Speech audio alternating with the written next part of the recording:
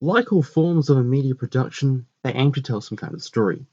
Whether it be for the simple pleasures of entertainment or the curiosity and necessity of education, fundamentally, a good film, television show, or documentary should achieve and effectively convey to its audience the objective of its genre. In the case of a documentary, this would be to accurately represent reality through either fact or perspective in order to inform, inspire, or perhaps even to spark social change.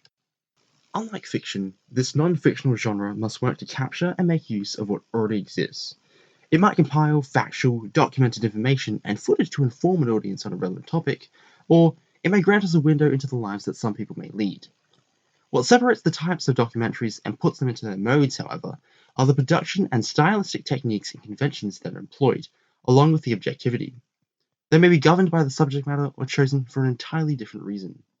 American theorist Bill Nichols introduced the still relevant concept of six distinct documentary modes. There is, of course, the traditional expository, the insightful participatory, the subjective performative, the fly on the wall observational, the artistic expression of the poetic mode, and the existential reflexive. It is the reflexive and performative documentary modes, however, that stand out as the more elusive ones to understand. Performative documentaries are more opinionated and emotionally driven to present perspectives centered around a pivotal topic. What is presented is typically subjective for this reason. However, the emphasis on the expressiveness and evocative traits aid in really placing the audience in a particular scenario. Contrastingly, the reflexive mode tends to blur the line between representation and construction of reality. The most defining feature of the reflexive mode is its acknowledgement of construction and production processes of the documentary. Filmmaking choices are made clear, and the objective of the film may digress to account for this. The contrast between these two modes can be fittingly illustrated by Dziga Vertov's 1929 classic, The Man with the Movie Camera, and Errol Morris's 1988 impactful The Thin Blue Line. As the subtle title of The Man with the Movie Camera suggests, this documentary, being the reflexive, showcases the urban life of Soviet citizens a decade after the Russian Revolution of 1917. Throughout, the filmmaking process is revealed, sometimes in an avant-garde way. The Thin Blue Line, on the other hand, presents the story of a man convicted and sentenced to death for a crime he did not commit. This performative documentary features an affluence of interviews and reenactments based on inconsistent testimonies and personal accounts to convey the uncertainty Errol Morris felt towards the legitimacy of the case's verdict. Despite its release date, the cinematographic approach the Man with the Movie Camera takes still manages to hold up to fairly high standards to this day. Extreme close-ups, tracking shots, even Dutch camera angles were used to create a fresh perspective of the city. Although the Thin Blue Line typically stuck to the basic medium close-up shot when conducting interviews, it was the reenactments where the visually captivating, film noir-like scenes would work to stylishly capture the perspective of the corresponding account of the interviewee.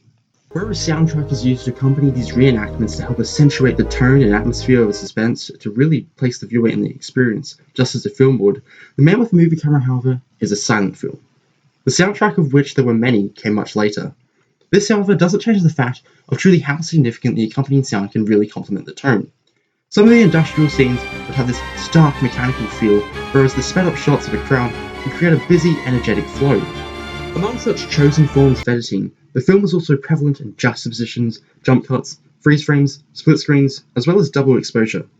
Although they are visually pleasing ways to change the pace of the documentary and transition from one sequence to another, they serve a much greater purpose in The Man with the Movie Camera. It allows this theme of vibrant life in what was a thriving modern metropolis to really greet you. Excessive use of actuality where the footage is raw, especially given the style of documentary, would offer for a very bland viewing. In combination with the reoccurring intermission of the creative process behind the camera and this editing, it really brings a certain zest to its entirety, avoiding any blandness.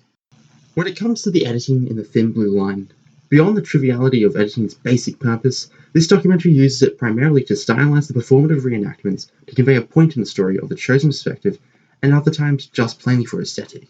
The narrative that this documentary pushes is a subjective one, fueled by subjective accounts and such things as newspaper articles. This forms the basis for the reenactments to illustrate the point. Although Morris does not appear in the documentary, nor is his voice heard, his opinion on the verdict of a man convicted for the murder of a police officer gradually becomes clear. Through his selection of footage and evidence, he presents what he believes to be true, and that the man convicted is innocent. This is why it is a performative documentary. The story that the Man with the Movie Camera presents is simple as is mentioned previously. It only seems that way, however, due to the choice of editing that gave it some structure. The lives of these Soviet citizens are presented factually, mostly through representation, but sometimes as construction, a reenactment of what does happen, just not as it would with a camera being pointed at them. Although this does border slightly on the participatory mode, what makes this documentary reflexive is Vertov's choice to present him and his production choices in the documentary.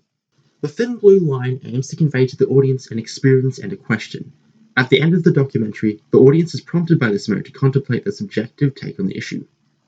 The Man with a Movie Camera grants the viewer with an immersive insight into a place and time most will not be familiar with.